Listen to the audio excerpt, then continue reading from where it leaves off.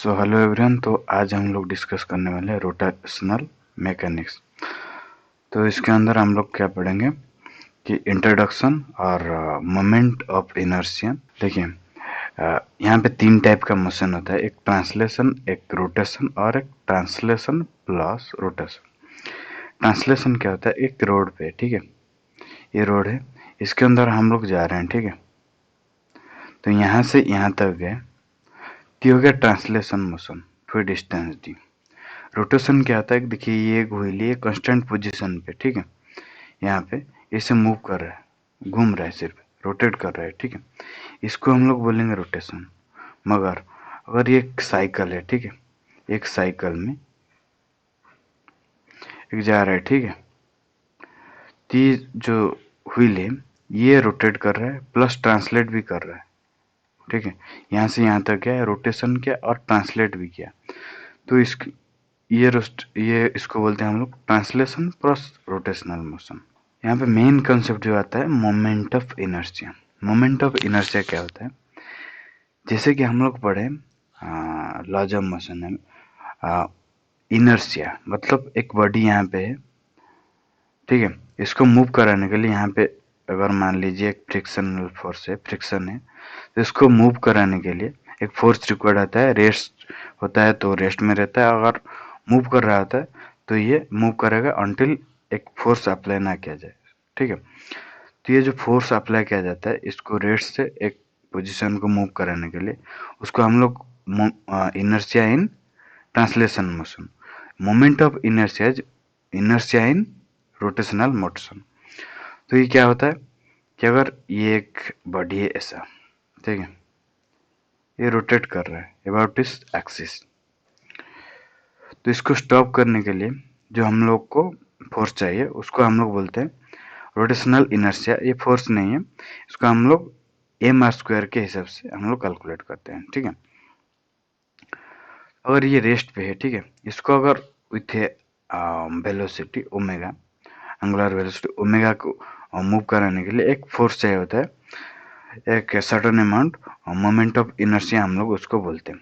तो ये होता है मोमेंट ऑफ इनर्शिया, मतलब एक रेस्ट पे उसको मोशन कराने के लिए सर्कुलर पाथ में, और रेस्ट पे है उसको मोशन कराने के लिए, और मोशन पे है इसको रेस्ट कराने के लिए हम लोग मोमेंट ऑफ इनर्शिया इसको हम लोग बोलते हैं। ये किसके ऊपर डिपेंड करता है, ठीक है, it is denoted by I, it's like the center of mass, the moment of inertia of the property of an object that related to its mass distribution। मतलब कि जितने दूर पे होगा, अगर यहाँ पे होगा तो मोमेंट ऑफ इनर्शिया ज्यादा होगा, क्योंकि I is M R square, mass into distance square, distance from which it is rotating means axis of rotation।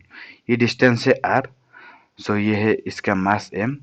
सो यहाँ पे हम लोग देख सकते हैं कि मोमेंट ऑफ इनर्शिया ये किसके ऊपर डिपेंड करता है, मास, मास जितना बढ़ेगा मोमेंट ऑफ इनर्शिया उसके हिसाब से बढ़ेगा, और डिस्टेंस के ऊपर भी डिपेंड करता है, राइट। इसका हम लोग कुछ प्रॉब्लम करेंगे। पहले moment of inertia of system of particles. Moment of inertia of system of particles, मान लीजिए m1 m2 m3 three masses है, तो यहाँ पे सिस्टम ऑफ पार्टिकल का क्या होगा, I is summation of M I R I, मतलब तीन मास हो गया अगर m1 r1 square, m2 r2 square and m3 r3 square, ये हो जाएगा इसका equation. Moment of inertia of rigid body, rigid मतलब कंटिन्यूस डिस्ट्रीब्यूशन ऑफ मास। देखिए ये एक रिजिड बॉडी है, तो यहाँ पे हम लोग क्या करेंगे, इस एक्सिस के थ्रू अगर हम लोग घुमा रहे हैं तो यहाँ पे एक डीएम एक मास ले जाएंगे, और इसका रेडियस डिस्टेंस आर है, तो डीएम इंटू आर स्क्वायर इसका इंटीग्रेशन, और यहाँ पे सेंटर ऑफ मास हम लोग निकालेंगे, निकाल के हम लोग इसको करेंगे। यहाँ पे क्या देखा है, three particles of mass 1 kg, 2 kg, 3 kg are kept at point 2006 and 43. Find the moment of inertia of all three particles about x-axis, y-axis and z-axis. So ix कितना है, i1 plus i2 plus i3। सो यहाँ पे ऐसे हम लोग कर सकते हैं। देखिए i1 क्या होगा, m1 into r1 square, and i2 is m2 into r2 square, and M3 is I3 is M3 into I3 square. देखिए I1 यहाँ पे क्या होगा, I1 इज मास कितना है 1 kg इंटू 0 क्यों है, क्योंकि देखिए यहाँ पे बोला गया है कि एक्स एक्सिस पे, ठीक है, ये है एक्स एक्स, राइट। तो यहाँ पे टू यहाँ पे है टू, यहाँ पे मान लीजिए 2 and 0 Y along Y axis 0। तो यहाँ पे फ्रॉम एक्स एक्सिस डिस्टेंस कितना है, यहाँ पे है 0, क्योंकि हम लोग को निकालना है फ्रॉम एक्स एक्सिस। सो ये हो गया 0 and along Y axis, sorry next हम लोग I two is mass 2 kg and distance from x-axis is perpendicular distance, so it is 6 m3 into r is distance from this is 3 centimeter, 3 into 3 square। देखिए along x axis कितना है 4 centimetre, तो ये calculate नहीं होगा कि ये इस डायरेक्शन में आता है, इसको परपेंडिकुलर डायरेक्शन हम लोग कैलकुलेट करेंगे। तो यहाँ पे आ जाता है कुछ 99 ग्राम पर सेंटीमीटर स्क्वायर। सो इसके बाद हम लोग आते हैं next about Y axis. Y axis मतलब यहाँ पे जो पार्टिकल मतलब घूमेंगे इस एक्सिस के थ्रू, तो यहाँ पे क्या होगा,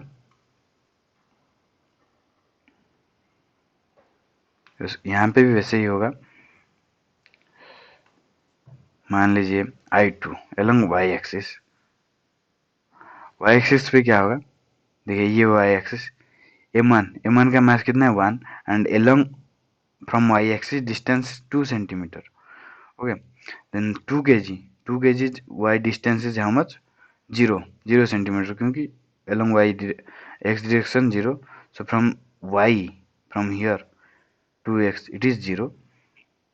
so next 3 kg, 3 into distance is 4 means from here it is 4 centimeter, so it is 4 square, so it is 52 centimeter gram per centimeter square, okay। and Iz is like this, we have to calculate 152 gram per centimeter square। Next क्या है, हाँ, moment of inertia of uniform cylinder, right. यहाँ पे हम लोग को क्या याद रखना है, इसका फॉर्मूला है आई इज 1/2 m r²। इसको हम लोग को याद रखना है। देखिए यहाँ पे क्या है, ये जो है यूनिफॉर्म सिलेंडर, राइट, ये जो सेंटर ऑफ मास से थ्रू गया है, in between the centre of mass, right, through इस बेस परपेंडिकुलर टू इस बेस। सो यहाँ पे मोमेंट ऑफ इनर्शिया, इसको रोटेट करने के लिए जो मोमेंट ऑफ इनर्शिया चाहिए वो 1/2 m r² है।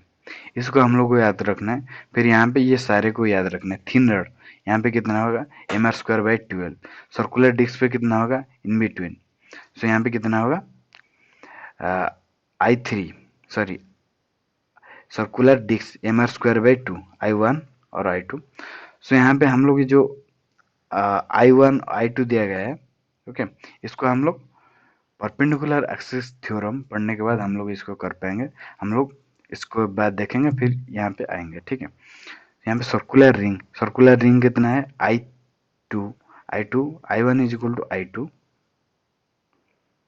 सॉरी I3 यहाँ पे कितना है mr² through centre of mass, okay. वैसे रेक्टेंगुलर स्लैग का कितना होगा यहाँ पे I3 is mr²/12 a² plus b², ये सब हम लोग को याद रखना है। वैसे स्क्वायर स्लैब कितना होगा I4 is m²/6 and solid sphere का कितना होगा 2/5 mr² through this. So solid sphere क्या होता है, जैसे कि हम लोग मान लेते हैं अर्थ इनसाइड इज फील्ड, सो इसको हम लोग बोलते हैं सॉलिड स्फीयर। वैसे होलो स्फीयर क्या होता है, hollow sphere is inside is hollow means vacant, it is in 3 dimension, it is also in 3 dimension। see this is like a earth and this is tennis ball, inside is vacant, so in 3D। so यहाँ पे I कितना होगा through centre of mass 2/3। so यहाँ पे x axis y axis में दोनों में same होता है क्योंकि 3 डायमेंशन में होता है। so यहाँ पे I2 इसको हम लोग फाइंड करेंगे पैरेलल एक्सिस के थ्योरम थ्रू।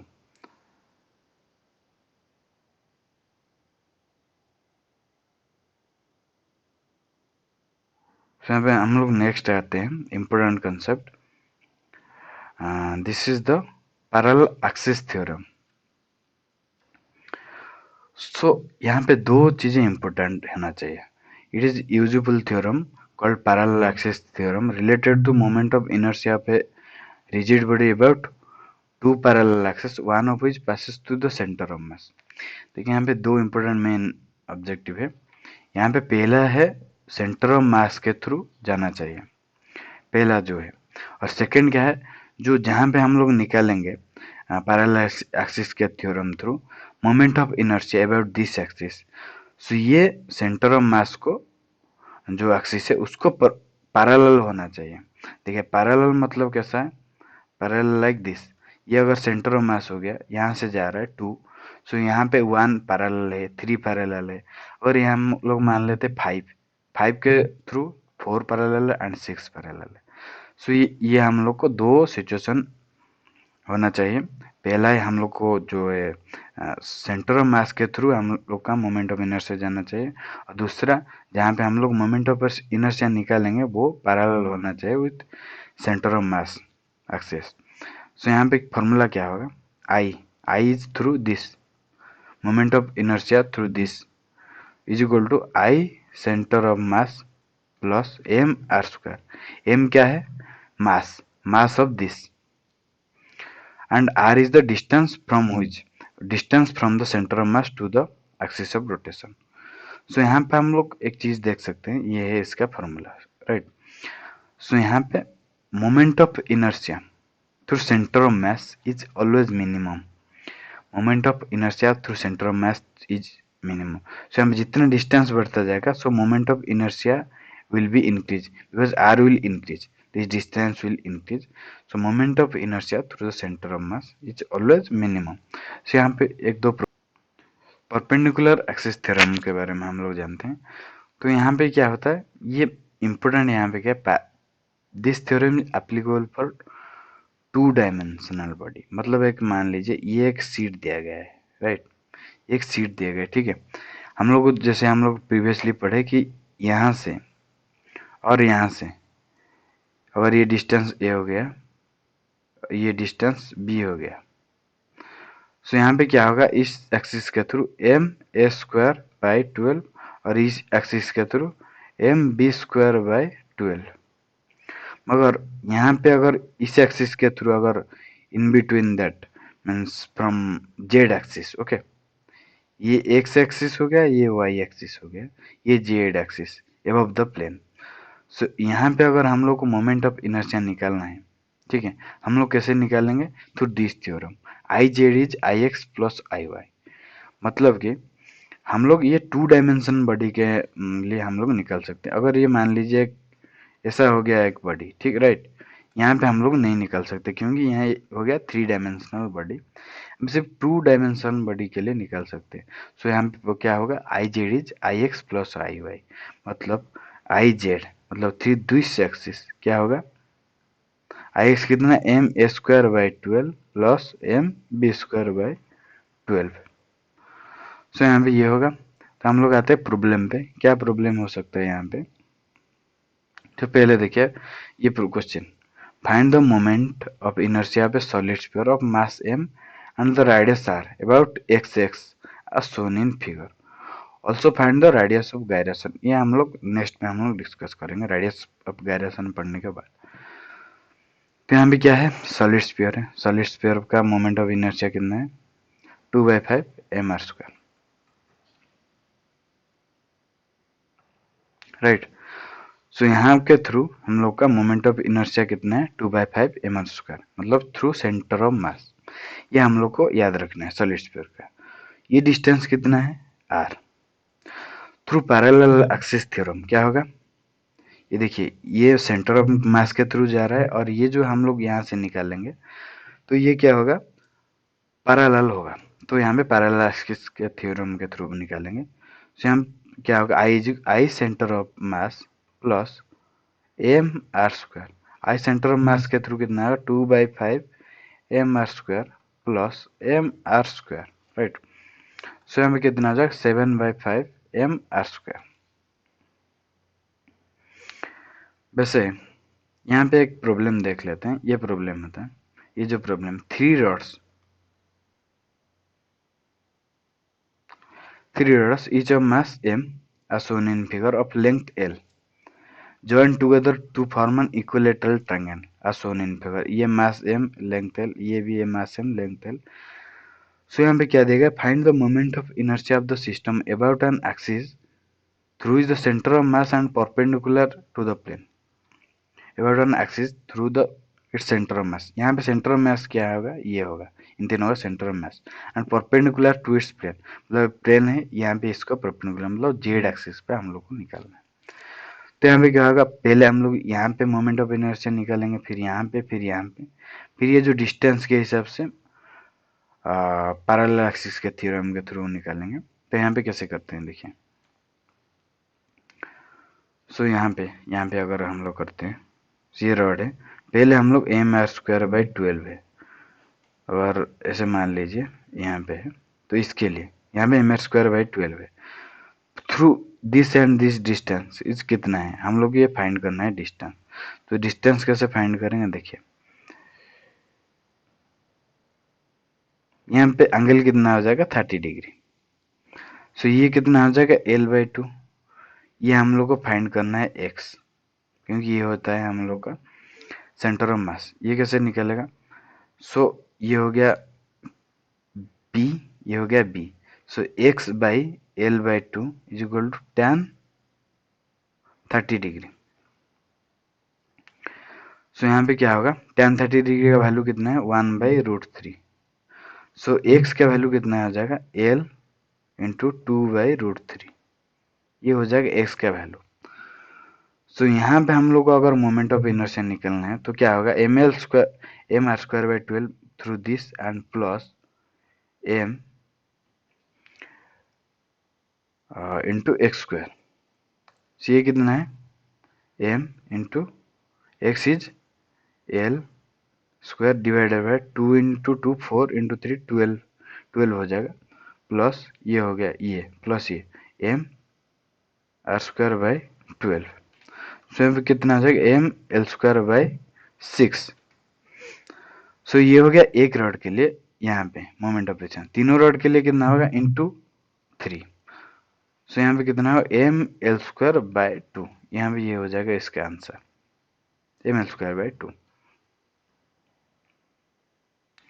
फिर यहाँ पे हम लोग एक इम्पोर्टेंट चीज के ऊपर आते हैं, radius of gyration. So radius of gyration क्या होता है, रेडियस ऑफ गायरेशन के of a body of an axis is effective distance from axis where the whole mass can be assumed to be concentrated so that the moment of inertia remains the same. So यहाँ पे formula है I is m के square. तो यहाँ पे हम लोग पहले समझते हैं क्या है. देखिए अगर मान लेते ये एक डिस्क है, ये इस सेंटर ऑफ मास के थ्रू घूम रहा है, ठीक है, इसका मोमेंट ऑफ इनर्शिया कितना होगा m r square by 2 through centre of मास. ये डिस्क है, तो यहाँ पे हम लोग क्या करेंगे, एक ये प्लेन मान लेते हैं, ठीक है, ये यहाँ से एक डिस्टेंस पे एक से यहाँ पे एक मास अज्यूम कर लेते हैं m. इसका मास कितना होगा, ये मास के बराबर, ठीक है, ये मास m है तो ये भी मास m है. तो यहाँ पे क्या होगा, ये जो डिस्टेंस है, ये किसके बराबर होना चाहिए, देखिए इसका ये जो डिस्टेंस है मतलब m, ये एक पॉइंट ऑब्जेक्ट है, इसका एम एक्स स्क्वायर ये बराबर किसका होना चाहिए, ये डिस्क के मोमेंट ऑफ इनर्शिया के बराबर, मतलब एम आर स्क्वायर बाई 2. ये जो एक्स है इसको हम लोग बोलते हैं कि इसको हम लोग बोलते हैं रेडियस ऑफ गायरेशन. मतलब कि ये डिस्क से ये घूम रहा है, इसका मोमेंट ऑफ इनर्शिया जितना होगा, ये एक पॉइंट ऑब्जेक्ट है, ये कितना डिस्टेंस, ये जो डिस्टेंस है के कितने डिस्टेंस पे वही मोमेंट ऑफ इनर्शिया होगा. तो यहाँ पे हम लोग सेम कर लेते हैं, डिस्क का मोमेंट ऑफ इनर्शिया कितना है M R square by 2 is equal to M K square. K is the distance of the point object. तो यहाँ पे के कितना होगा, M cancel R by root 2. ये होता है radius of gyration of a disc. वैसे सब चीज का हम लोग निकाल सकते हैं. देखिए हम लोग यहाँ पे एक प्रॉब्लम करते हैं, क्या होता है कि ये अगर मान लेते हैं यहाँ पे also find the radius of gyration of this. तो हम लोग पहले इसको इरेज कर लेते हैं।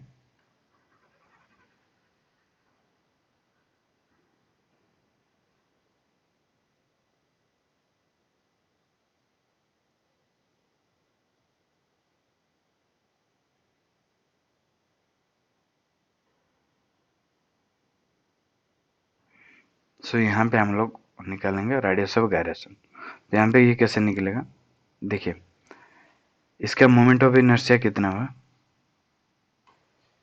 आई कितना हुआ 7/5 एम आर स्क्वायर इस एक्सिस पे। इसको हम लोग किसके बराबर करेंगे, पॉइंट ऑब्जेक्ट लेंगे ऐसे, ये इसके थ्रू घूम रहा है, इसका मास सेम एम है, ये डिस्टेंस ले लेते हैं K is equal to M into K square. तो यहाँ पे के का वैल्यू कितना हो जाएगा 7/5 इसका रूट ओवर इंटू आर। तो यहाँ पे जैसे हम लोग देख सकते हैं इसका वैल्यू ये है। तो यहाँ पे क्वेश्चन है कि यहाँ पे दिया गया इसका मोमेंट ऑफ इनर्शिया, एक रॉड है, इसका लेंथ है एल, राइट, ये इसके थ्रू घूम रहा है, इसका मोमेंट ऑफ इनर्शिया हम लोग को पता है थ्रू सेंटर ऑफ मास, इसका मोमेंट ऑफ इनर्शिया है m²/12। तो हम लोग क्या फाइंड करना है, यहाँ पे इसका मोमेंट ऑफ इनर्शिया फाइंड करना है, ठीक है। इसका मास है m एंड लेंथ एल। तो यहाँ पे कैसे करेंगे, यहाँ पे करेंगे पैरेलल एक्सिस के थ्योरम थ्रू। तो यहाँ पे क्या होगा, I through this is equal to I through centre of mass plus mx²। x is the distance from center of mass to the rotation axis। so हम I सेंटर ऑफ मास कितना होगा mr²/12 plus m into r/2 इसका square,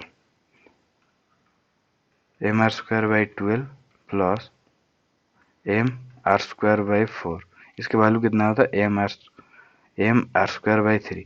तो यहाँ पे कितना हो जाएगा mr²/3, इसका हो जाएगा I। Thank you.